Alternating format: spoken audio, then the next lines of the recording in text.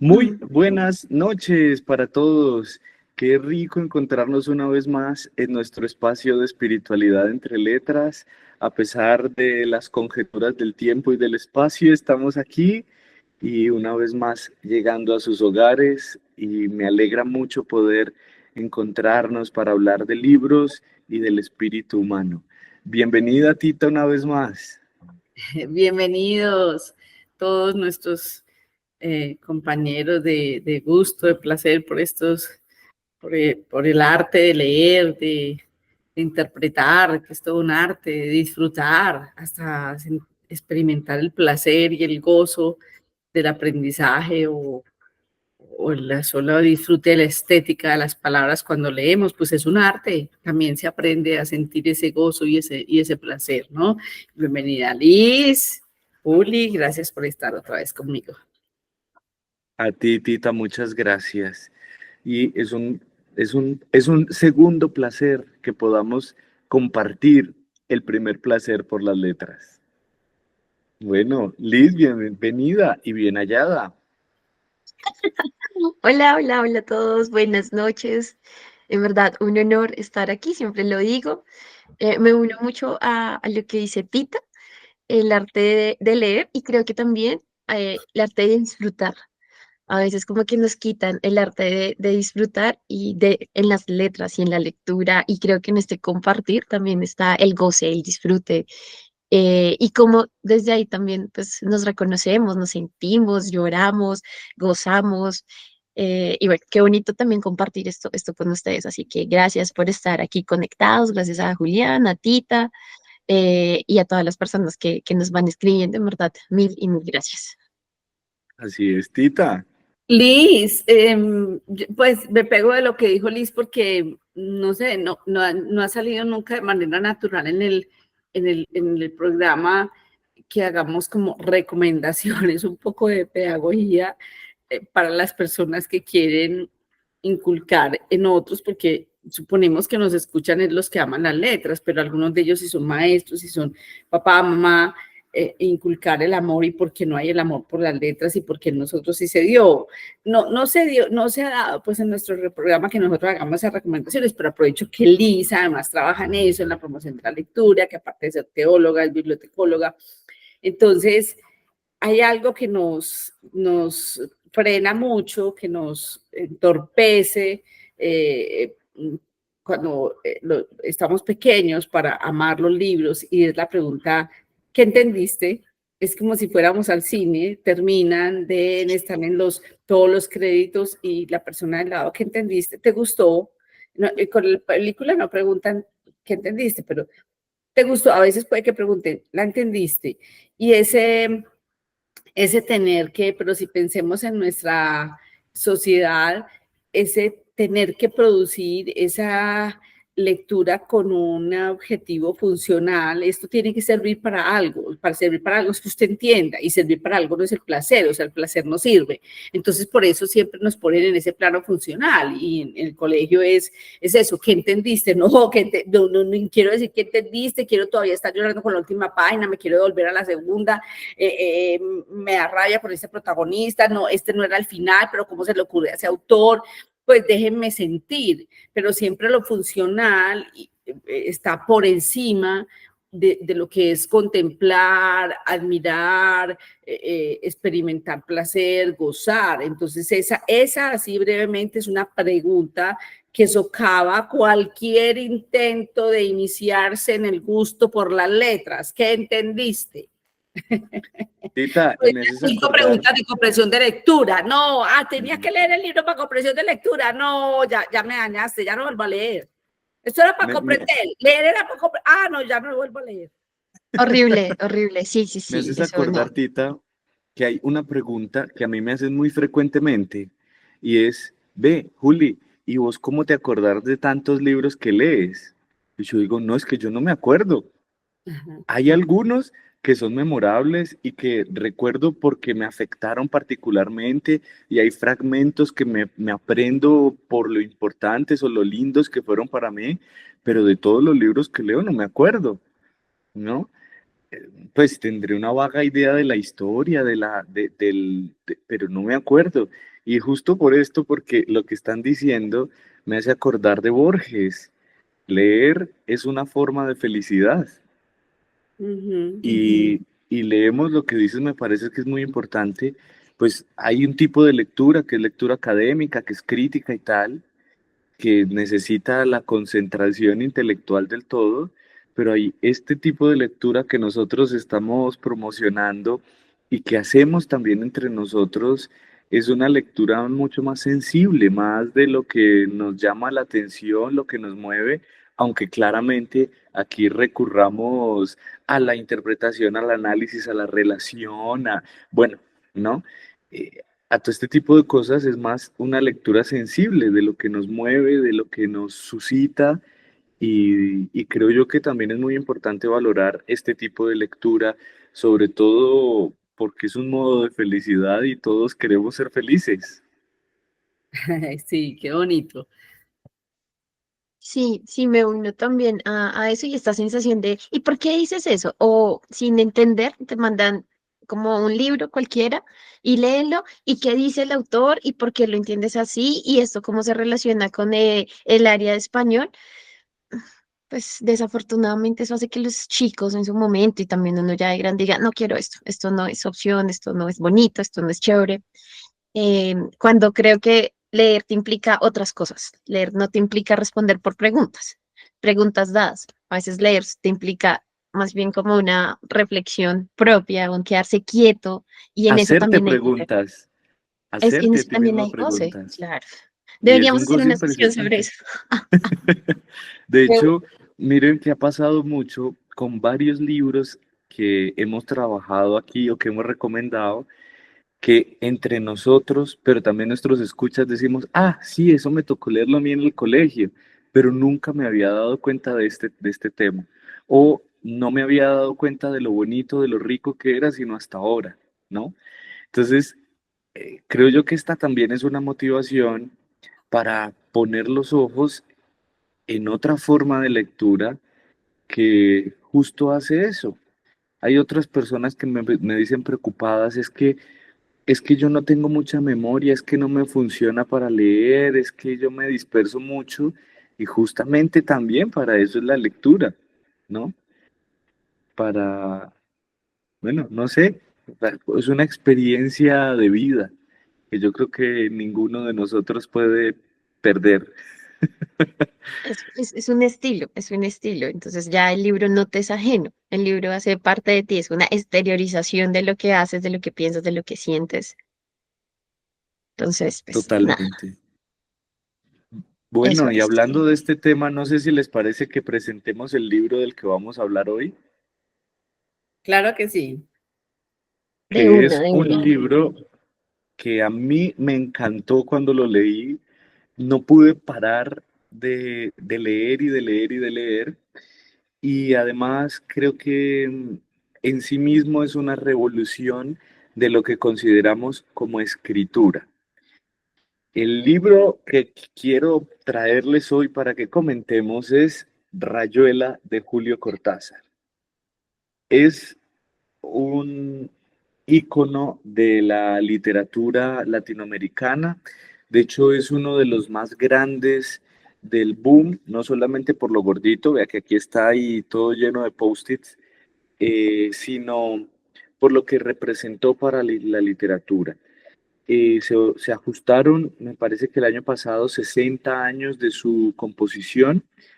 eh, y en sí mismo tiene muchas cosas, bueno, primero en su forma, pero luego en su contenido, tiene muchos temas que podríamos abordar, ¿no?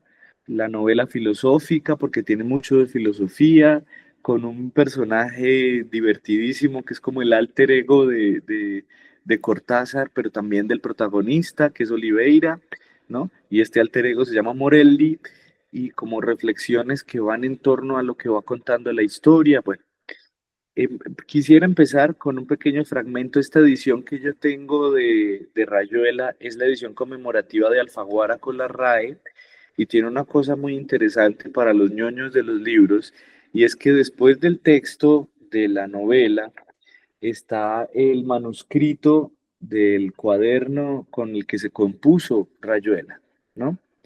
Y aquí en este cuaderno está una primera afirmación que me gustaría comentar de este libro. De ningún modo admitiré que esto pueda llamarse una novela. De hecho, posteriormente, Cortázar diría que a esto prefiere llamarlo una antinovela, ¿no? ¿Por qué motivo? Bueno, por varios motivos. Quisiera comentar dos o tres. El primero es porque no sigue una línea eh, tradicional de la composición del libro, que esto también me parece fascinante. Y el mismo Cortázar en otras entrevistas dice que, que él quería entregarle al lector la posibilidad de crear novela, ¿no? Es decir, de ubicar al lector en el mismo nivel del escritor. De modo que él dice, vea, yo le propongo dos formas de leer este libro. Una es como se leería un libro normal, que va desde el principio hasta el capítulo 56, y la otra es saltando capítulos, que esto para una persona tan psicorrígida como yo fue muy interesante. Ir de un capítulo a otro, saltar de aquí para allá, me desconcertó mucho porque además no sabía cuánto iba avanzando ni cuánto me faltaba. Eh, pues realmente la novela es más o menos esto que ustedes están viendo. Lo que está aquí a mi derecha es el cuaderno y lo que está a la izquierda son los estudios introductorios. Entonces no sabía exactamente el porcentaje de avance del libro, pero además también iba moviendo, iba dinamizando de una manera muy, muy interesante todo lo que sucede en el libro. Listo, ¿querías decir algo a este respecto? Sí, lo que pasa es que, a ver, Rayuela, yo creo que es de mis libros favoritos también, y soy una amante de Julio Cortázar. Para mí, Julio Cortázar, claro, hace parte del boom, es un hombre también fue un hombre muy letrado, y creo que dentro de sus discursos, algo que tuvo eh, Cortázar fue decir, todo lo que podemos decir de la literatura es aquello que tampoco podemos decir. Esa es como un poco mi sensación frente a él. Y acercarse a Cortázar es acercarse a un mundo absolutamente él, muy, no sé, cortesiano, no sé cómo decirlo.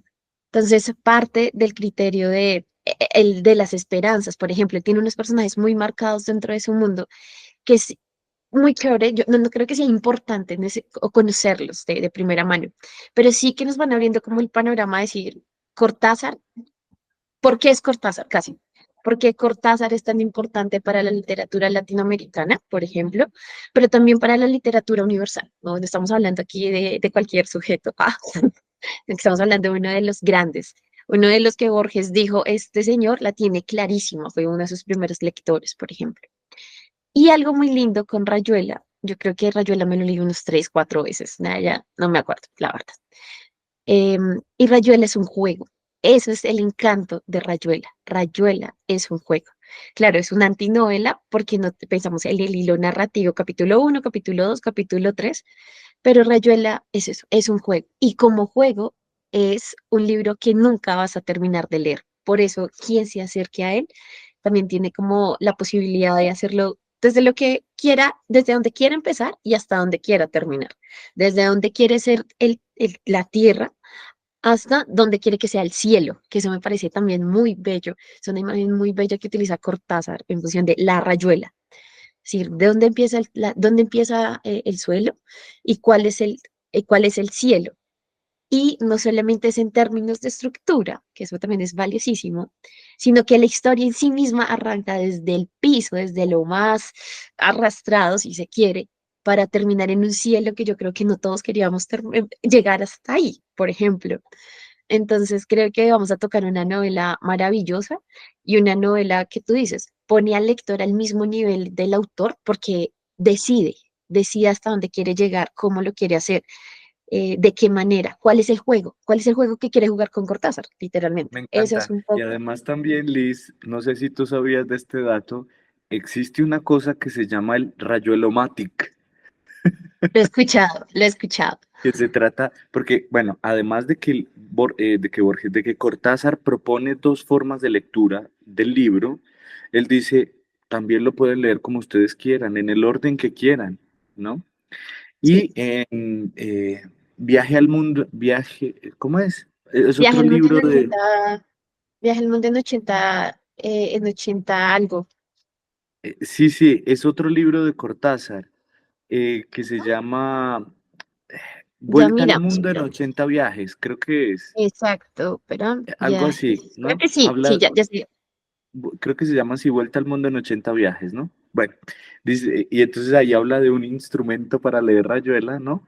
En desorden, que me parece muy interesante. Pero bueno, la segunda cosita que quería decir de por qué Rayuela es una antinovela, antes de que entremos al contenido que me parece muy lindo, es em, que hay una modificación del lenguaje muy interesante en la novela. Por ejemplo, el hecho de que palabras que en español no llevan H, Cortázar le pone Hs, ¿no? Y un juego total con el lenguaje que es impresionante. Yo solo quisiera leerles un pequeño fragmento del capítulo 68 para que veamos cómo juega Cortázar con la lengua, ¿no? Que de hecho no es para que nos asustemos, no se trata de un libro difícil de leer y entender, aunque así se ha pintado, ¿no? Y se pinta medio nebuloso y para eso queremos hacer este programa también, para quitar el susto del libro, sino que comprendamos que se trata de un juego, ¿no? Así comienza el capítulo 68. Apenas él le amalaba el loema, a ella se le agolpaba el clémiso y caían en hidromurias, en salvajes ambonios, en sústalos exasperantes. Cada vez que él procuraba relamar las cinco pelusas, se enredaba en el grimado quejumbroso y tenía que emulsionarse de cara al nóvalo, ¿no? Miren, esto que podría ser un poquito pedante o soberbio, en últimas es jugar con la lengua, ¿no? No responder al paradigma establecido de cómo se escribe y cómo se lee, sino simplemente disfrutar de la lengua, lo que comentábamos hace un momento, ¿no? Y esto ya nos viene bien para hablar de espiritualidad, porque los paradigmas, los modelos, es que todos tenemos que ser así, todos nos tenemos que peinar para el mismo lado, todos tenemos que usar los mismos lentes, en últimas terminan socavando y arruinando la riqueza de la personalidad y de la diferencia. Eso. Y mira que ese fragmento que tú leíste, personalmente yo lo uso mucho para talleres de promoción de lectura enfocados a amor, por ejemplo. Y dependiendo del público, cada quien tiene su respuesta, cada quien se inventa su historia, porque a ese fragmento, a ese capítulo en particular le sacan así como, no, profe, eso es tenaz, ahí está pasando una cantidad de vulgaridades, me dicen, ah, cosa que a mí me encanta, porque creo que de eso también se trata. El juego sale, la rayuela sale a otros espacios.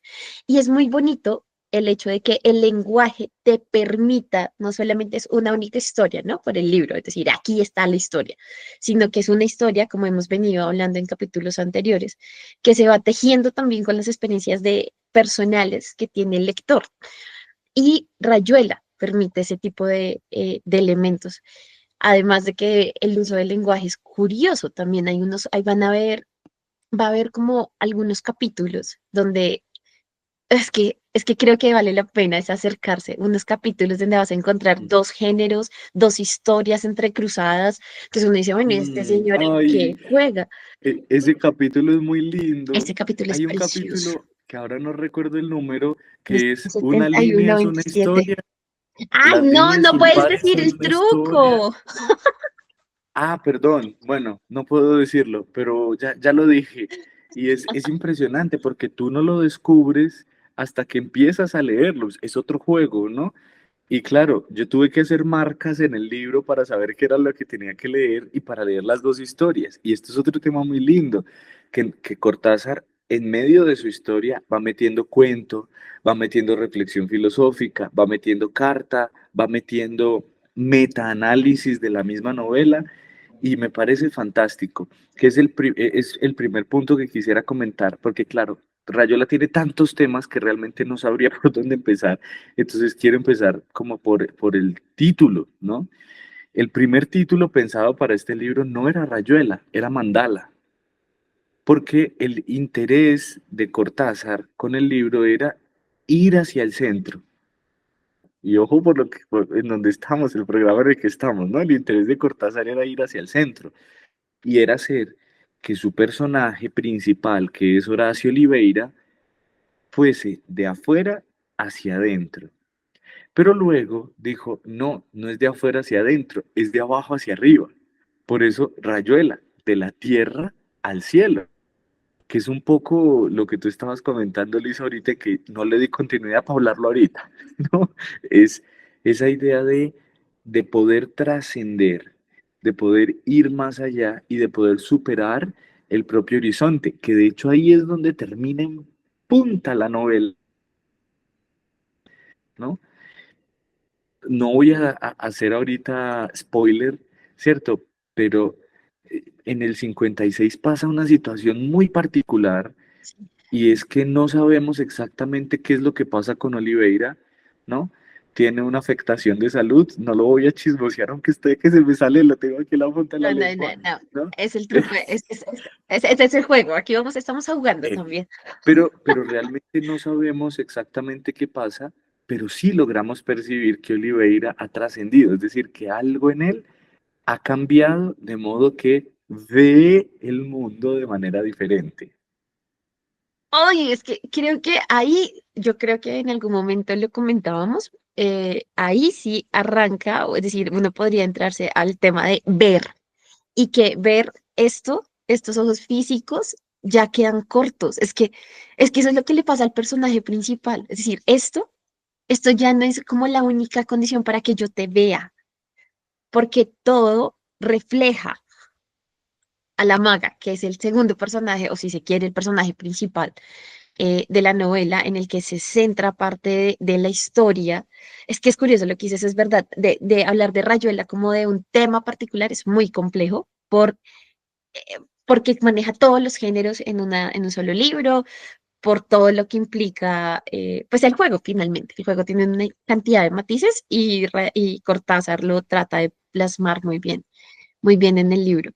Pero, y eso, es decir, saber que el cielo da, o mi sensación, ¿no? Aquí yo estoy hablando desde mi experiencia personal con la lectura, es que el cielo ya no va acá. Si quiero llegar al cielo, esto me quedó corto, porque el cielo, mi sensación es un poquito por ahí, porque mi cielo ya no es claro, si bien es un escalafón que en el libro da la percepción de que si tiene que bajar, vuelve y baja, puede ir en el número 8, pero si tiene que volver al 3 lo hace pensando en la figura de la rayuela, ¿no?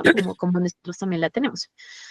Y es que el cielo ya no requiere como de estos elementos tan físicos, claro, son importantes, pero es que el cielo no era el espacio, el cielo era su vínculo.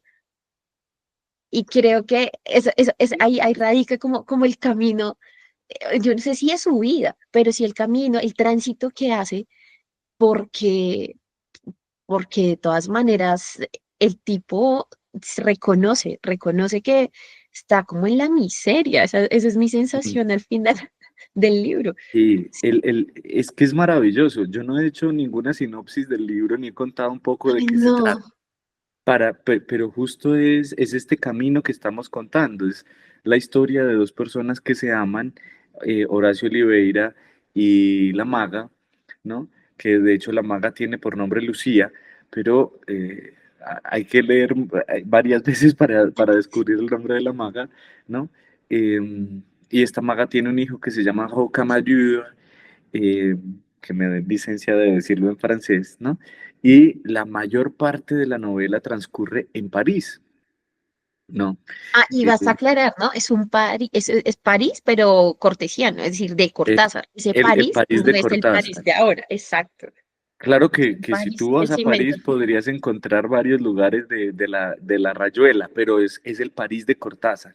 Y esto es Total. maravilloso, ¿no? Por lo que crea la literatura, por el universo que crea la literatura.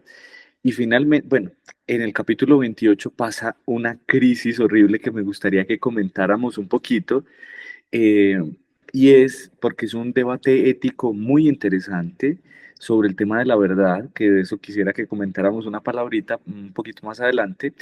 Y entonces, desde esa crisis del capítulo 28, que no voy a decir qué es por ahora, eh, se desarrolla todo el proceso de evolución de los personajes hasta que Horacio logre alcanzar el cielo, ¿no? De la maga no tenemos más noticia desde el 28, con razón, pues con razón, o sea, Sí, es evidente. Además que ay, no, es que tenemos que hablar, bueno, sí, no quiero interrumpirte, pero tenemos que hablar de la maga también, por favor. porque a ti te encanta. Si quieres, Sí. hablemos de la maga antes de entrar al No, 28. bueno, entonces un poquito, ya Julián nos habló de como estos personajes, porque es que hay otra cantidad de personajes más, de cuyos nombres no me acuerdo ahorita, además porque no sé francés de entrada, entonces es como un círculo de amigos, ¿no? Que también El, creo que el- son el muy Club de la importantes. Serpiente, y así los Exacto, reunimos todos, todos en uno. eso. El Club de la Serpiente, y ahí hace parte la maga. Y yo creo que algo, por eso la maga es tan relevante en la historia, y es que este sujeto, Oliviera, que está así, como, que es curioso, que es un personaje que se cree tan académico, tan intelectual, tan bohemio, como que la razón predomina sobre lo que él pueda sentir, llega la maga y ya, lo desacomoda. Pero no lo desacomoda de manera, ¿cómo decirlo? Como de decir, mira, no, tienes que cambiar. No, no lo hace. Sino que uno de los reclamos que al final le hace la maga hasta donde aparece es, no hables de mí porque yo sí te amé, por ejemplo. Y fin, con esa, yo creo que bueno, lo estoy parafraseando, no lo hice de manera así tan literal, pero eso que le hice a este sujeto es lo que hace que, ¡pa!, detone, detone un montón de cosas, además de otra situación que pasa, ¿no?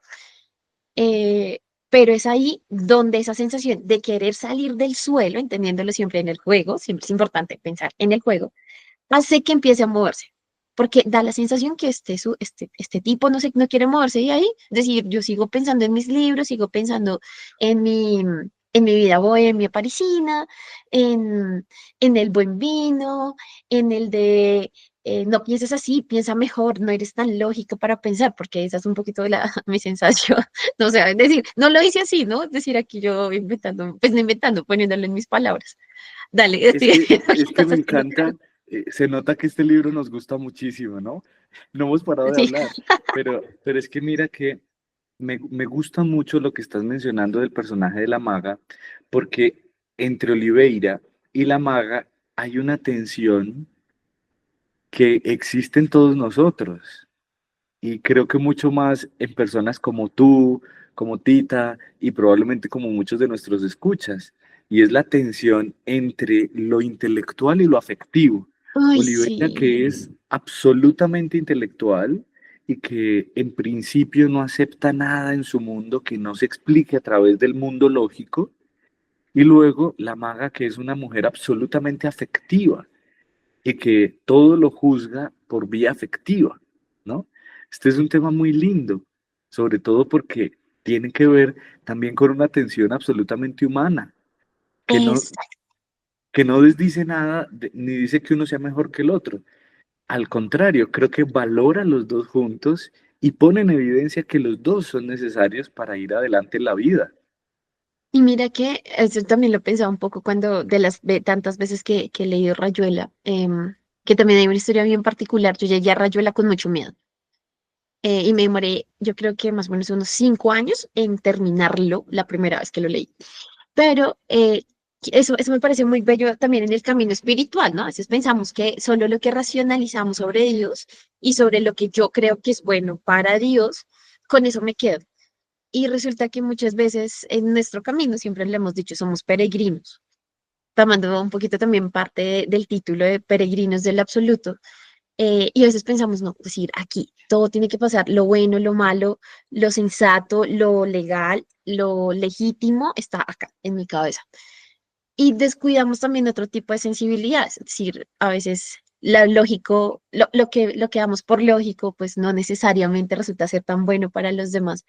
Y yo creo que cuando leí esto, la maga me parecía por eso tan importante, porque ella tenía sus sueños y sus ideales junto con su hijo y demás, ¿no? Pero eso no quitaba que no dejara de ser sensible, que no sintiera por el otro, incluso que no se, que se preocupaba un montón por Olivia, dentro de su manera, demostraba también que lo quería, aún estando en ese club de amigos que era bien particular. No es malo, es curioso, eso es. Y aún así ella Y estaba ahí sabes firme.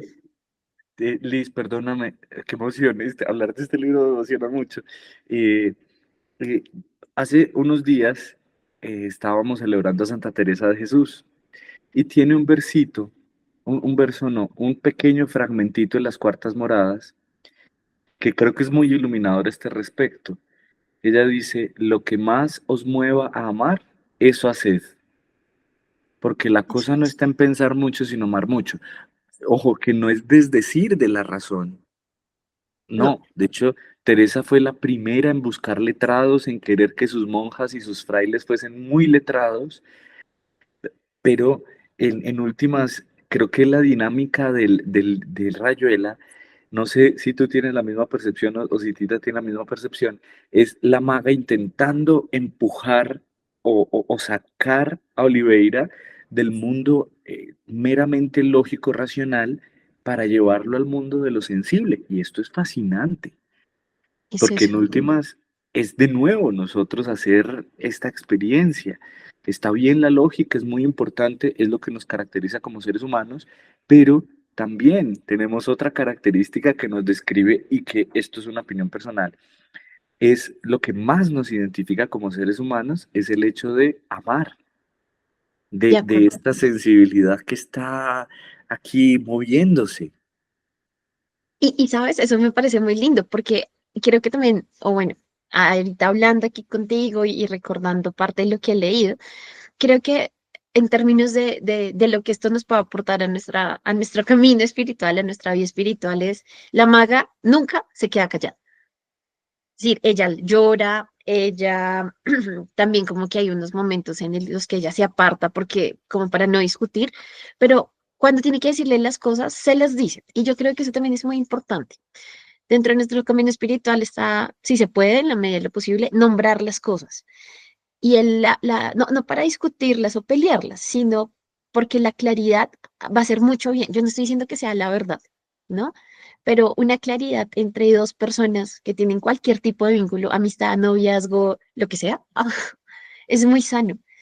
Y yo creo que eso es importante. Y otro aquí de manera también muy atrevida, yo no sé qué tan cierto sea, pero no podría poner al mismo nivel a la maga como a Sonia de Crimen y Castigo, por ejemplo.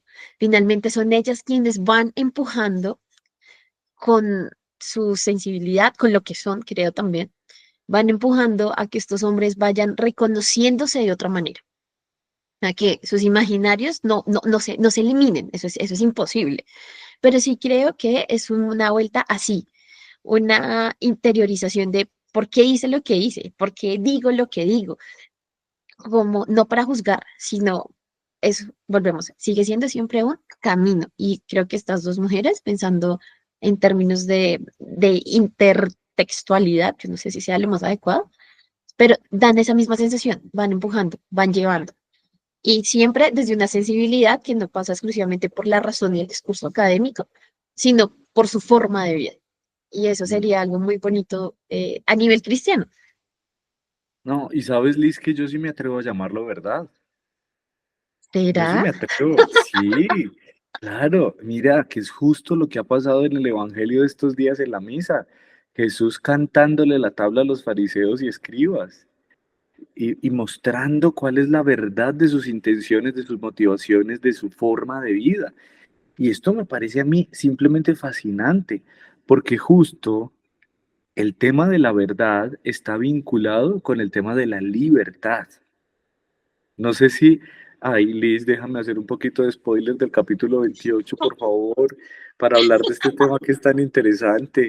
Está bien, y nos falta también el del beso, no es que es mucho, pero bueno, dale, No, dale. no, no, el beso lo quiero, que con eso quiero cerrar leyendo De el cierre, capítulo 7. maravilloso. Sí, por Está favor, bien, porque está es bien, que está no, bien. no puede pasar un episodio de Rayuela sin que leamos el Sí, capítulo 7. No puede de pasar. acuerdo. Bueno, pero el 28, ¿qué sucede en el Listo. capítulo 28? Es el punto de inflexión de toda la novela. De aquí para allá cambia totalmente, porque hay un evento particular, que spoiler alert, por favor. Bueno, a veces los spoilers sirven de motivación de lectura. Resulta que se reúne el Club de la Serpiente, la maga y Oliveira en la casa de la maga en París, y resulta que el hijo de la maga, que se llama Rocamadour, vea, se murió, pero nadie ha percibido que el niño se murió, solamente Horacio Oliveira. Claro, el niño está muerto y él, Horacio, se da cuenta pero no dice nada. Y que pasa, es un capítulo larguísimo, están charlando, eventos, una cosa, la otra, ta, y Horacio empieza a comunicar por debajo de cuerda, no a la maga, sino a los amigos, la muerte del niño. Y todo el capítulo transcurre hasta que solo al final del capítulo, pues le cuentan a la maga o ella se da cuenta de que el niño pues definitivamente ha muerto. Este es un tema muy interesante, sobre todo por lo que estábamos comentando justo ahora, porque supone que la maga se desaparezca de la vida de Oliveira y con razón, pues yo digo, ¿cómo le va a ocultar esa información? ¿Cierto? Pero también por lo que comentábamos justico ahora, el tema de la verdad, ¿no? Y aquí es donde entra el dilema ético. ¿Hasta dónde debemos hablar? ¿Qué es lo que debemos decir? ¿Cómo comunicarlo?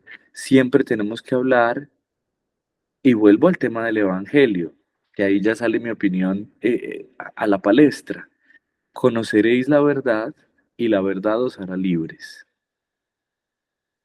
Que de hecho, esto es lo que sucede en el libro, ¿no? Se conoce la verdad y es donde se despliega todo el tema de la búsqueda del cielo de Oliveira, pero suponemos también, aunque no lo sabemos, pero podríamos suponer lo que también es la búsqueda de la libertad de la maga. Sí, sí, es decir, es curioso. Yo incluso diría que la maga en su momento piensa que su libertad depende, si se quiere, de lo que puede hacer o no hacer Oliveira.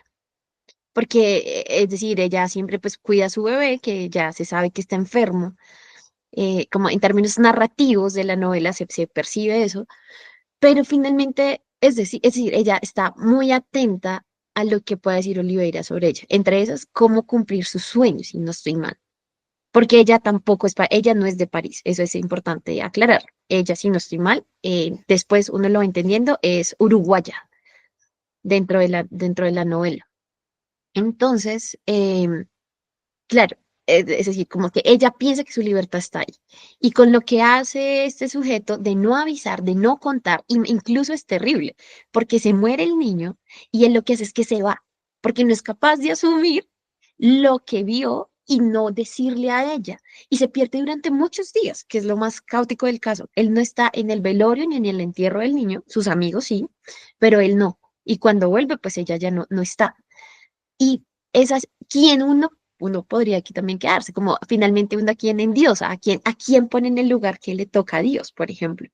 Pero ella lo que hace es partir después de que sentía que era con él con quien estaba su vida y con el bebé, que no sé en francés cómo se dirá, pero claro, ya cuando ella sale, yo lo que creo es que ella es muy bello. Lo que hace es darle su libertad a Olivera para que se descubra porque se equiparaba detrás de toda esa cantidad de discursos académicos bellos sobre libros.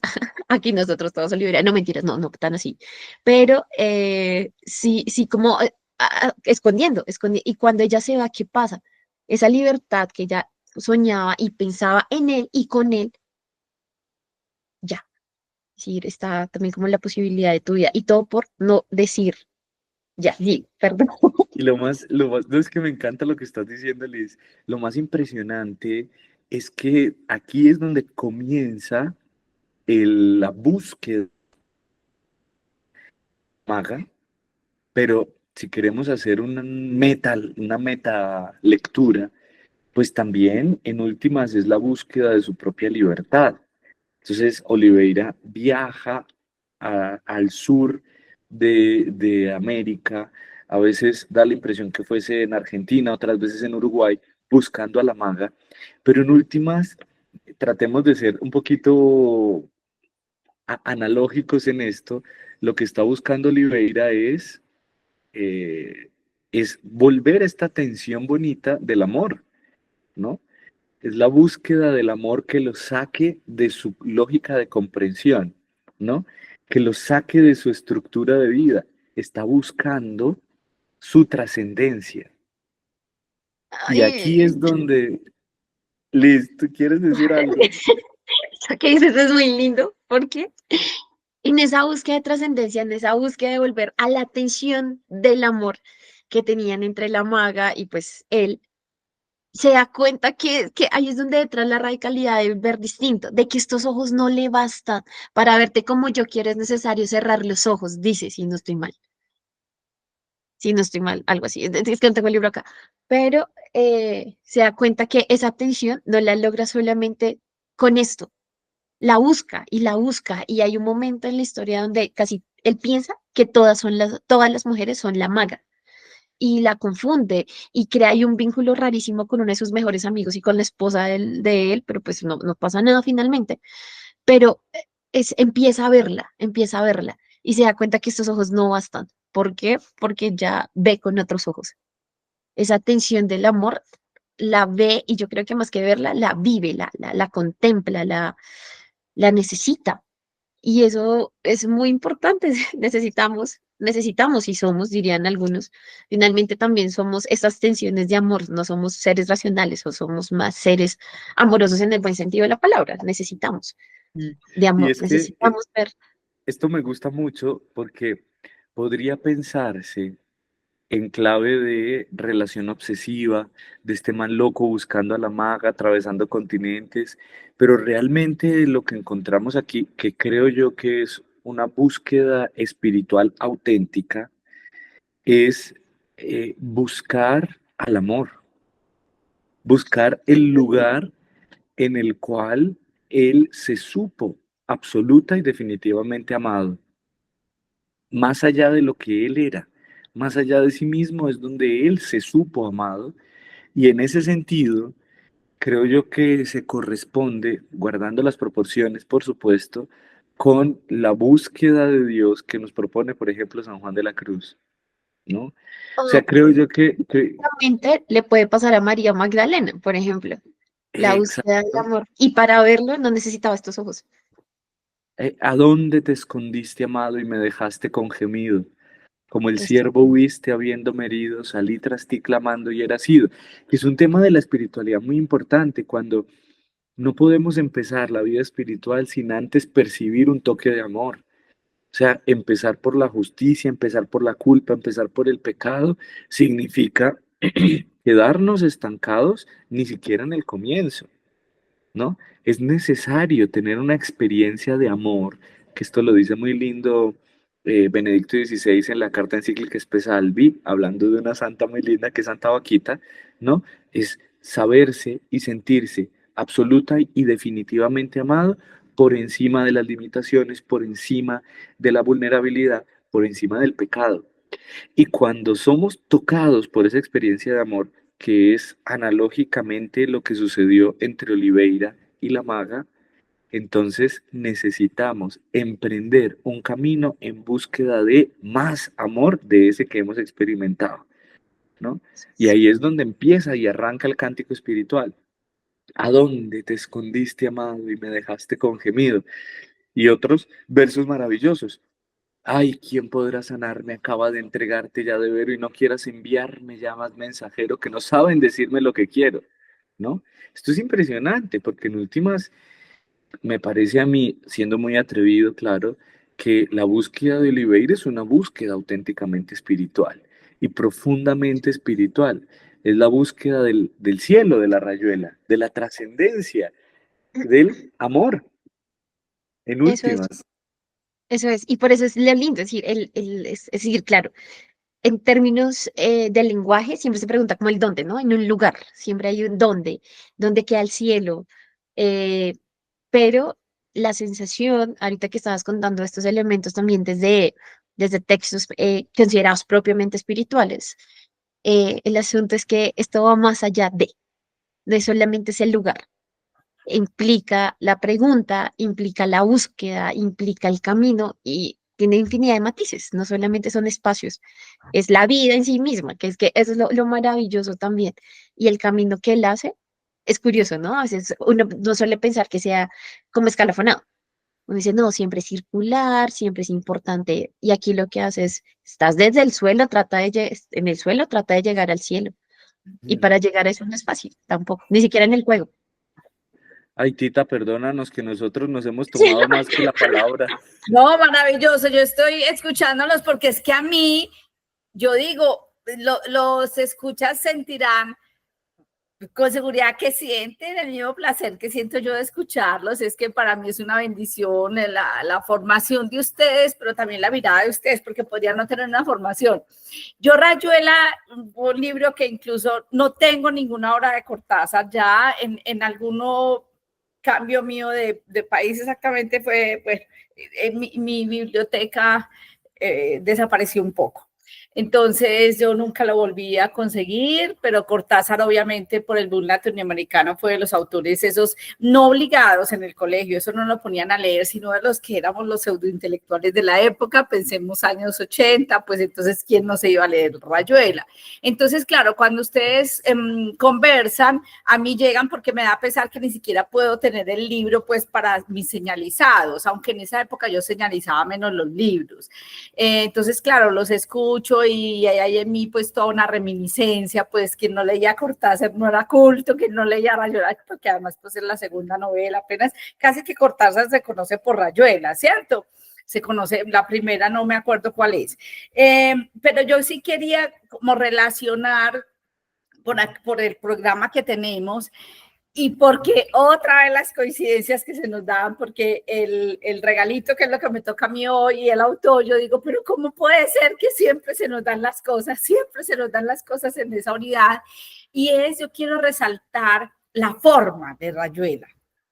Porque sí lo has advertido, Juli, pero pues los he escuchado en el análisis pues de estas dos personalidades que no es casual que muestre pues que muestre Cortázar, es como la lección de vida, las dos miradas. Cortázar tiene mucha influencia del budismo zen, de la espiritualidad oriental, pero mucha, mucha, mucha. En esa cuestión, ahorita cuando dijiste, cuando empezaste a presentar a Oliveira, cuando se advierte pues en la filosofía oriental que es muy importante que leas libros, pero esto va para nosotros, para Juli, para Liz, para mí, pero ten la precaución de dejarlos de vez en cuando a un lado, porque si no, corres el riesgo de solo aprender letras, solo aprender letras. Entonces, que esa es la actitud pues de la maga, ¿verdad? Esa es la actitud de la maga, pero además en la maga, los que han hecho análisis, porque se ha hecho de Rayuela análisis psicoanalítico, análisis pues de la conexión con lo oriental, es esa vinculación a lo femenino, el yin y el yang, y a la tierra, ¿cierto? Entonces, todo esto le estaba dando la vuelta para decir que si a mí algo me ha quedado, porque uno dice, uy, pero un libro, tú dices, no me aprendo los libros, queda cuando estábamos al inicio del programa que dijiste, yo no me aprendo los libros, pero queda en mí, yo pienso que lo que queda en nosotros es esta sensación, esta afectividad, esta emotividad, este ambiente, un clima que le genera a uno el libro. Entonces, en mí en Rayuela, yo digo, pues un libro que no tengo en este momento a la mano para comentar ni nada, para leer los señalizados, es la forma realmente, pero después de Rayuela o antes, porque tendría que buscar Rayuela, ¿de qué año? ¿De qué año Del es? 63. Bueno, Rayuela sí es anterior al autor a uno de los libros impactantes del autor que yo voy a presentar ahora. Entonces, después de ese ha habido otros así, aunque Dante también en su estilo de la Divina Comedia utiliza eso del afuera, adentro, arriba, abajo, el recorrer. Pero realmente para mí Rayuela, y me has antojado de volverlo a comprar y tenerlo, porque es que como nosotros tres, ya nuestros escuchas saben que nosotros a veces tenemos libros como objetos y que son objetos como una porcelana de mesa, pero no porque salga el color de la carátula con las otras porcelanas y el color del sofá, sino porque realmente es un objeto de lo quiero tener así como los que tenemos la Biblia en la mesa de noche, sí. Entonces yo digo, no, pues yo de veras, así como yo tengo la Odisea y tengo varias o la Vorágine que ya he mostrado en partes de la casa y decoran no es su carátula, sino su mensaje y están ahí presentes, pues en este momento estoy extrañando, no, pues caramba, que qué importa que me hayan regalado Rayuela en esa primera despojo de mi primera biblioteca de joven, además fue mi primera biblioteca de joven de la que yo, pues la que me votaron. Entonces yo dije, bueno, lo voy a conseguir y es la forma, porque para mí es réplica del camino y del sentido de vida. O sea, Rayuela es la búsqueda del sentido de vida. Entonces, eso de que eres este personaje, Rayuela, a este lado o más allá, y llegar al cielo de cuál, pues porque Rayuela siempre tiramos la piedrita para llegar al cielo, y en Cortázar es esto, estoy de este lado, estoy del lado de acá, o voy para el cielo, ¿cuál es el cielo? ¿Cuáles son los de este lado? Entonces es la forma de lectura la que me parece que recrea también la forma de existencia de nosotros. Rayuela para mí Cortázar para mí es un espiritual. Uno dice, un latinoamericano, esta caída de las dictaduras, izquierdas, o sea, ¿a qué hora pega lo que está diciendo Tita? Pero para mí, es más, a mí me conecta con Víctor Frank. Víctor Frank en la búsqueda del sentido de vida, por todos esos recovecos, es eso, las perspectivas, los de acá, a este lado, al cielo, a este lado, de acá, al cielo. Ese es el movimiento de la vida. Entonces, si bien muchas cositas que ustedes decían, yo apenas si las recordaba y cuando le dice eso, cuando le dice aquello, yo, pero vean, es que no tengo el libro para estar mirando acá, es que yo no lo tengo. Lo que sí quedaba en mí y me da mucho gozo es lo que quiero compartir es la forma. Rayuela para mí es la forma y yo siempre he defendido que las formas llevan al fondo. Entonces yo creo que es luminoso, porque esa es la palabra que para mí me dice Cortázar, es luminoso que Cortázar haya expresado su innegable influencia del budismo, eso no lo habíamos dicho, del budismo y la filosofía oriental, en esa forma que recrea la forma como nos existimos y nos hacemos existentes y existenciarios. Pues hay unas palabras que no existen y quería pronunciar, es eso. Para mí eso es el éxito de Rayuela. Y ya. Y súper permitido en la sesión de hoy, Tita, Sí, porque Cortázar es así, sí. estirar el lenguaje para decir cosas nuevas. Es más, cuando los estaba escuchando, intenté ir a la biblioteca, pues sí, fui a la biblioteca, intenté encontrar algo y nada realmente. Cuando los escuchaba decía, ¿por qué no habíamos presentado este libro?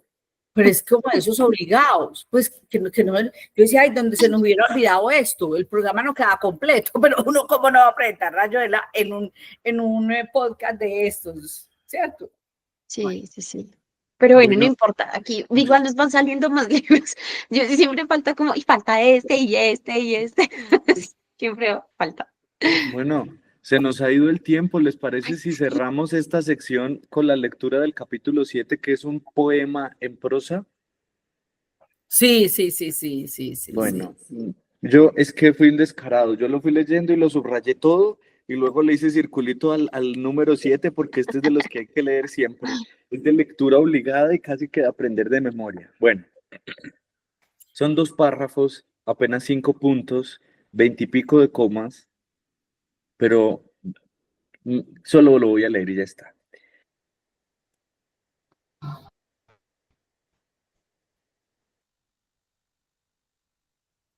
Como si por primera vez tu boca se entreabriera y me basta cerrar los ojos para deshacerlo todo y recomenzar. Hago nacer cada vez la boca que deseo, la boca que mi mano elige y te dibuja en la cara, una boca elegida entre todas, con soberana libertad, elegida por mí, para dibujarla con mi mano en tu cara, y que por un azar que no busco comprender, coincide exactamente con tu boca que sonríe por debajo de la que mi mano te dibuja.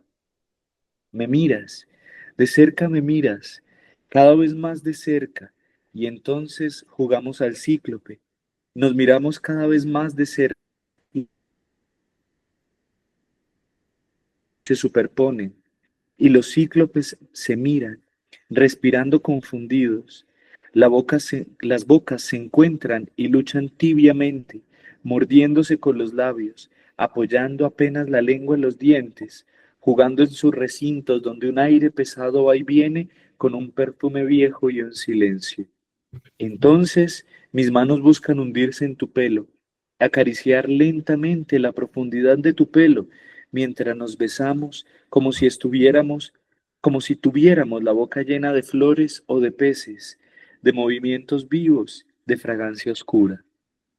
Y si nos mordemos, el dolor es dulce, y si nos hagamos en un breve y terrible absorber simultáneo del aliento, esa instantánea muerte es bella y hay una sola saliva y un solo sabor a fruta madura, y yo te siento temblar contra mí como una luna en el agua. Es hermoso. Es muy bello. Muy Bueno, bien, pues, muy bien. pues después de esta maravilla pasemos a nuestra siguiente sección, que es la de autor recomendado. Y tú, Tita, nos vas a recomendar un Ay, autor hoy. el autor recomendado, yo también dije, ay, qué susto, se nos iba a olvidar, se nos iba a olvidar. Porque yo lo conocí en la misma época que conocí a Justin Gardner, del que ya he referido, que es el del El mundo de Sofía, ¿sí? Lo recomendé ya en otra ocasión. Michel Ende lo conocí por La historia interminable, y volviendo a la forma en que leemos los libros, ya lo habíamos comentado alguna vez, en qué clima leemos, dónde nos ubicamos para leer ese libro. Yo leí La historia interminable, no voy a hablar del libro, sino de Michel Ende, pero déjenme referir eso, en un barco de un viaje corto, no era propiamente un crucero porque era un barco más pequeño, por el Golfo de California mexicano hacia California de Estados Unidos, y lo leí en un mismo en una misma cabina, estábamos mi marido, mi compadre y yo, los tres con el mismo libro, y fue una cosa horrible. El libro es gordito, no voy a hablar del libro, pero nos peleábamos y nos boicoteábamos cómo hacíamos para que el otro soltara el libro, y decíamos, si no me entrega el libro ya, le cuento lo que sigue, y es terrible que a uno le cuenten lo que sigue en ese libro. Entonces eran esperando que el otro se entrara al baño, no te puedes entrar al baño con el libro, tienes que dejar el libro afuera, pero claro, el otro se entraba con el libro al baño para que cuando salieran no lo hubieran cogido. Era una cosa maravillosa. Y lo refiero al libro sabiendo que tengo que presentar es el autor Michel Ende, porque inclusive es un libro que es extraño. Yo tengo pocos así, editado en dos tintas. Una corresponde al autor cuando está en la realidad y otro es el viaje del lector en la imaginación. Pero también Michel Ende coincide en esta obra en la búsqueda no de sentido como en Rayuela, sino para mí pues en Rayuela, sino la búsqueda de la realidad a través del camino inverso, que es la imaginación, a través del camino inverso, que es la imaginación. Entonces, es un libro, La historia interminable es un libro que habla acerca de otro libro. Al protagonista le llega un libro para él leer, en el que se da cuenta que en el libro están hablando de él. No puede ser que yo tenga un libro que están hablando de mí en el libro. Entonces es como las matioscas, la muñequita esta rusa. Y también el libro es muy lindo porque cada capítulo empieza con una letra diferente en orden alfabético, A, B, C, D, y está en esta letra capital al estilo muy medieval. La historia interminable fue llevada al cine muy mal llevada para los lectores que amamos La historia interminable. Fue horrible que pusieran en cine, que hicieran en cine, y a Michel Ende rechazó a pesar de darla, pero no le gustó. Entonces lo digo para que no vamos a buscar la película, sino el libro así gordote. ¿Quién es Michel Ende? El autor que se hizo famoso por La historia interminable, es alemán. Tiene no solo eso, sino Momo, que es el libro de que se roban el tiempo, los señores que están robando el tiempo a los seres humanos, el Saltimbanqui, Jojo, el Saltimbanqui, que es un circo que le piden, son unas denuncias sociales al que le piden que promocione una marca de productos químicos, farmacéuticos, pero le dicen que abandone a una niñita con retraso mental que el circo pues está criando y tiene hace un tiempo. O sea, son unos dilemas morales. Tranquila traga leguas, la tortuga tranquila traga leguas. Michel Ende es también un hombre que narra pues todo como todos los problemas humanos, toda la búsqueda del interior, ahora que decíamos Juan de la Cruz, el más profundo centro, Cortázar, hacia arriba, como una rayuela, Dante, Michel Ende, todos coinciden en este camino hacia afuera o hacia adentro, mientras más adentro, entonces vamos más al centro, ¿sí? Michel Ende es un grande, uno se encuentra fácilmente en las bibliotecas con seguridad, puede que ya las editoriales comerciales, porque Michel Ende murió en el 95 alemán, puede que ya no lo estén siguiendo reproduciendo, pero en las bibliotecas está toda su obra muy, muy bien editada. Él no quería que lo llamaran, o sea, él escribió puntualmente cuentos para niños. La historia interminable no es un cuento para niños, lo hizo para adultos, muy como en la línea de un libro que yo me resistí a presentar aquí, El Principito. Pues podríamos presentar a Antoine de Saint-Exupéry, pero no propiamente El Principito, y me lo pido para la próxima entonces. Antoine de Saint-Exupéry. Él no quiere ser confundido con un autor de cuentos de niños. Escribió mucho para adultos, él era también dramaturgo, ¿sí? Entonces tiene mucha esa influencia, como el premio Nobel del año pasado, Fosse, porque ya tenemos un nuevo premio Nobel, una mujer. Entonces Michel Ende es un texto que denuncia como toda la vulnerabilidad humana, es una exhortación al regreso a las cosas humanas, ese del tiempo es tremendo, ese del tiempo. Momo tal vez también es otra de sus obras más conocidas por este monstruico, por este niño al que se le van a robar el tiempo. Pues estos monstruos, estos señores grises que se están robando el tiempo de la gente, y Momo pues es el protagonista. Pero leer cualquier cosa de Michel Ende es hacer un tratado de antropología. Yo pienso que si uno coge, y además los libritos que estoy refiriendo, excepto la historia interminable, que es gordito, no, es como la mitad de Rayuela, la historia interminable, y así tan hermoso en dos tintas, uno tener un libro en la mano con dos tintas, eso es una bellísima, verde creo que es una, y azul o roja es la otra, pues es y negro, es un gozo. Pero los otros libros son así pequeñitos. Si uno lee a todo Michel Ende, si uno dice, me voy a leer este autor, me voy a una biblioteca y me lo leo todo, yo creo que hace un curso de antropología fácilmente. Hace un curso, haga de cuenta que usted se matriculó un semestre en antropología. Es una belleza, porque además la imaginación, por eso lo pongo al lado, por ejemplo, de un Dante, que ahorita yo no sé por qué, ¿a ustedes les parece impertinente que yo esté relacionando a Dante con Julio Cortázar en Rayuela? No, para nada. Entonces es como eso, como esos mundos aparentemente irreales, y decimos esto es imaginación. No, lo que estás creyendo imaginación es realidad. Más bien, tú vives en una realidad imaginada. Es como eso que hacen esos autores de despertarnos. Venga, usted cree que está viviendo en la realidad, usted está viviendo en la mentira, en la imaginación, en la simulación, en lo que no es, porque lo que realmente es, y ahí luego ahorita viene lo de mi regalito, porque hoy todo va a quedar conectado, como tantas veces, lo que realmente es lo que estás creyendo que no es. Bueno, Michel Ende, lo adoro a Michel Ende, no sé cómo se me había olvidado. Y no pude traer los libros porque están en la parte más alta de mi biblioteca y tengo que ir con una escalera altísima y no quería matarme y decía, los jalo con un palo, los tiro.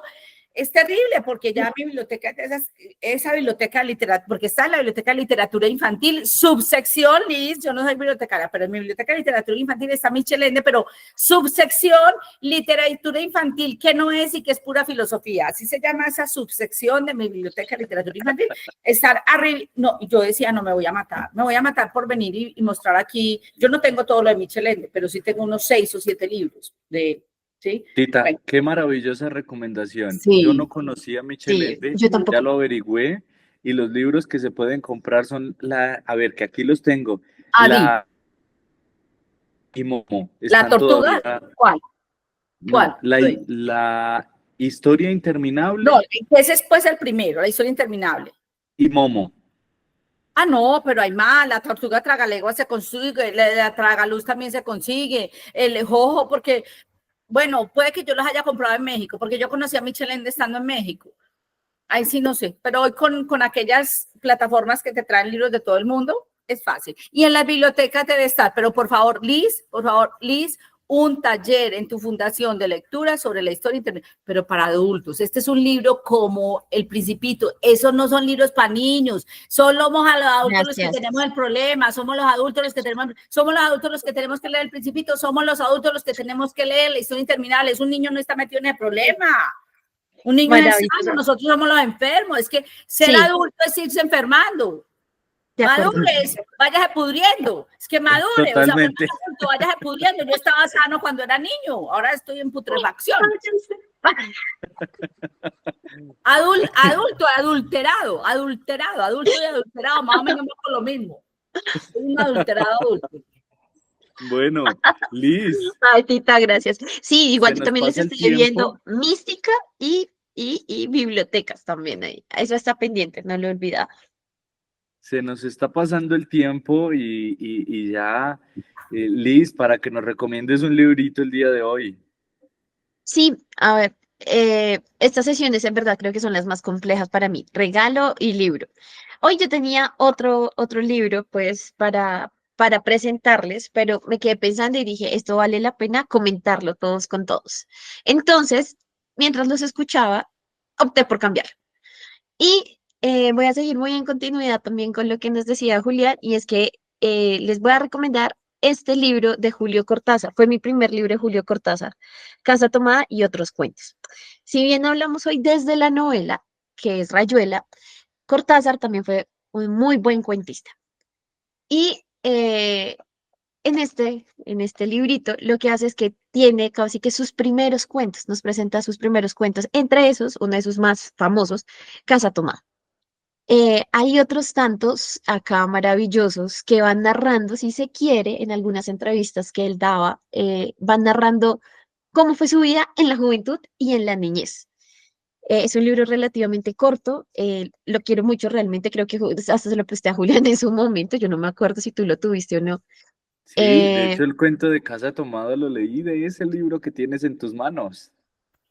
y este libro me acompaña, yo afortunadamente o desafortunadamente, no sé, leí Cortázar estando muy chiquita, lo conocí cuando tenía 12 años y desde ahí, en el colegio, fue obligado y ya, ahí como que me enamoré. Pero también, si tienen algún temor o demás, pues este libro es súper recomendado para que para que empiecen a profundizar o si quieren entrar al mundo de Julio Cortázar, los cuentos son maravillosos también. Entonces, ese es mi libro recomendado hoy también para más detalles sobre Julio Cortázar. Pues hoy tenemos Julio Cortázar por duplicado. Sí. Muchas gracias, Liz. Eso es trampa, Liz, porque yo a veces he querido que tengamos y no puedo. Yo ahorita decía, presento a Michel Ende o presento la historia interminable. Y a veces también me he cuidado de no presentar un libro de cuyo autor habíamos hablado, un autor de cuyo libro, una frase de cuyo libro, hiciste trampa, pero bueno, te Es que iba a copiaré. traer otro. Iba a traer otro, pero ese sí o sí creo que vale la pena comentarlo todos con todos. Va a ser sorpresa para nuestros escuchas y para ustedes ya les mando la foto para la próxima sesión. Bueno, ya tenemos libros para 2 sesiones más, qué dicha. Sí. Bueno, terminemos nuestra sesión con Ay, el con el regalito del día. regalito, el regalito, el regalito. Ay, qué cosa tan bella, el regalito, cómo se nos había olvidado. Es que nos tenemos que quedar aquí cuántos años para que no se nos olvide esto. Bueno, nosotros hemos dicho desde el principio del programa que queremos mostrar literatura que no es propiamente, pues que no es propiamente, no, que no es ni espiritual, ni de santo, ni religiosa, pero hacerle la lectura espiritual. Pero también yo me hice mi trampita cuando presenté a Santa Laura y la puse junto a Turó y junto a Chulhan la semana anterior, fue, ¿verdad? Pero también podemos hacer el camino contrario, que es como autores que el público general pensaría que son netamente espirituales o religiosos, como un Juan de la Cruz. No hemos leído a Juan de la Cruz, por favor, alguien póngalo de regalito. Como una Teresa, ¿sí? Como un Fray Luis de León, ¿sí? Como un Fray Luis de León, que tienen el valor no solo para los que creemos, no solo como espirituales, no solo desde la teología y más desde la espiritualidad, sino que ellos mismos son un referente para la literatura. Ahora que Liz va a hacer la maestría o el doctorado en literatura, ¿cierto? Recordemos que Juan de la Cruz es el patrono de los poetas, Teresa es la patrona de los escritores, ¿cierto? Entonces, no es en vano que sean un referente. Entonces, traje un regalito de un autor que es obviamente espiritual, porque pues es teólogo, astrónomo, filósofo, humanista, que es Fray Luis de León, el agustino, no carmelita, pero coincide en la misma época, profesor de la Universidad de Salamanca, que estuvo preso, Liz Llore, que estuvo preso, recordemos, porque a Liz le va a doler mucho, simplemente por haber traducido al castellano el Cantar de los Cantares. 5 años preso. ¿Cuánto estuvo Juan de la Cruz? O sea, hay muchas coincidencias entre ellos. Juan estuvo 8. 9 meses. A 9 meses, pero este estuvo 5 años por haber traducido el Cantar de los Cantares y por defender la edición hebrea, pues la Biblia en lengua hebrea superior, la traducción que la latina, bueno. Entonces él está en la cárcel, escribe un verso bellísimo cuando sale de la cárcel. Nada más una anécdota, él llega, pues él es profesor de la Universidad de Salamanca, regresa cuando la Inquisición lo deja pues limpio y su cátedra no la recupera la que tenía antes porque se la roba a su enemigo y no se la devuelve. Llega a dar una cátedra y empieza la clase, como decíamos ayer, es que venía 5 años de la cárcel, como decíamos ayer, y esa frase se volvió célebre en la Universidad de Salamanca. Como decíamos ayer, quizá la tenemos y la historia de esa frase realmente viene desde Fray Luis de León. Entonces voy a leer Vida retirada, ese es el regalito. Qué descansada vida la del que huye el mundanal ruido y sigue la escondida senda por donde han ido los pocos sabios que en el mundo han sido. Que no le enturbia el pecho de los soberbios grandes el estado, ni del dorado techo se admira fabricado del sabio moro en jaspe sustentado. No cura si la fama canta con voz su nombre pregonera, ni cura si encarama la lengua lisonjera lo que condena la verdad sincera. ¿Qué presta mi contento si soy del vano dedo señalado, si en busca de este viento ando desalentado, con ansias vivas, con mortal cuidado? Yo quiero, qué pena interrumpirlo, pero yo quiero, en el párrafo anterior, ahí mismo se me vino Rayuela, cuando la oposición entre Oliveira y la maga, así, lo del budismo que dije, el mundo de los libros o el mundo de la realidad, Michel Ende, todo se conecta. Y no sé, los escuchas que han leído a Juan de la Cruz, tú, Juli, siento un dejo, una sonoridad, una música ahí de Juan de la Cruz, una música, ¿cierto? Una tonadita está ahí Juan de la Cruz ahí detrás. Oh monte, oh fuente, oh río, oh secreto seguro, deleitoso, roto casi el navío, a vuestro almo reposo, huyo de aqueste mar tempestuoso. Un no rompido sueño, un día puro, alegre, libre quiero. No quiero ver el ceño vanamente severo de a quien la sangre ensalza o el dinero. Despiértenme las aves con su cantar sabroso no aprendido, no los cuidados graves de que siempre seguido el que al ajeno arbitrio está atenido. Vivir quiero conmigo, gozar quiero del bien que debo al cielo, a solas, sin testigo, libre de amor, de celo, de odio, de esperanza, de recelo. Del monte en la ladera por mi mano plantado tengo un huerto que con la primavera de bella flor cubierto ya muestra en esperanza el fruto cierto. Y como codiciosa por ver y acrecentar su hermosura, desde la cumbre airosa una fontana pura, hasta llegar corriendo se apresura, y luego sosegada, el paso entre los árboles torciendo, el suelo de pasada, de verdura vistiendo, y con diversas flores va esparciendo. El aire el huerto orea y ofrece 1000 olores al sentido, los árboles menea con un manso ruido, que del oro y del cetro pone olvido. Ténganse su tesoro los que de un falso leño se confían. No es mío ver el lloro de los que desconfían, cuando el cierzo y el abrego porfían. La combatida antena cruje y en ciega noche el claro día se torna. Al cielo suena confusa vocería y la mar enriquece en porfía. A mí una pobrecilla mesa de amable pan bien abastada me baste, y la vajilla de fino oro labrada sea de quien la mar no teme airada. Y mientras miserablemente se están los otros abrazando, con sed insaciable del peligroso mando, tendido yo a la sombra esté cantando, a la sombra tendido de hiedra y lauro eterno coronado, puesto al atento oído al son dulce acordado del plectro sabiamente meneado. No, maravilloso, Tita. Y bueno, Fray Luis de León es muy importante para nuestra espiritualidad Claro, el carmelitana, además, Renacimiento español, pero sí. además fue el editor el primer editor de las obras de Santa Teresa.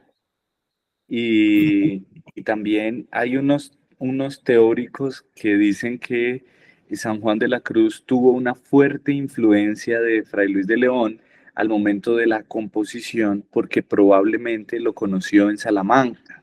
No. Ahora justo estoy haciendo un trabajito sobre eh, ¿cómo se llama? La influencia que tuvo Garcilaso en Juan de la Cruz, y es mi impresión que los dos tuvieron influencia común en Garcilaso, pero bueno, eso es otro tema.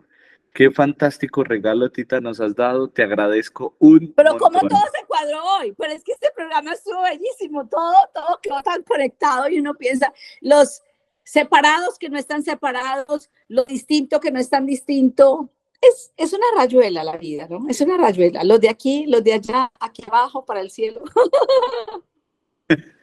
Así es, bueno, Es pues eso, es nada, eso. les agradezco muchísimo a ustedes dos y a todos nuestros escuchas. Les mando un abrazo muy grande y si Dios nos permite, nos vemos la próxima semana, ¿vale? Un abrazo para todos, chao. Chao, Chao, gracias. chao. Chao, chao.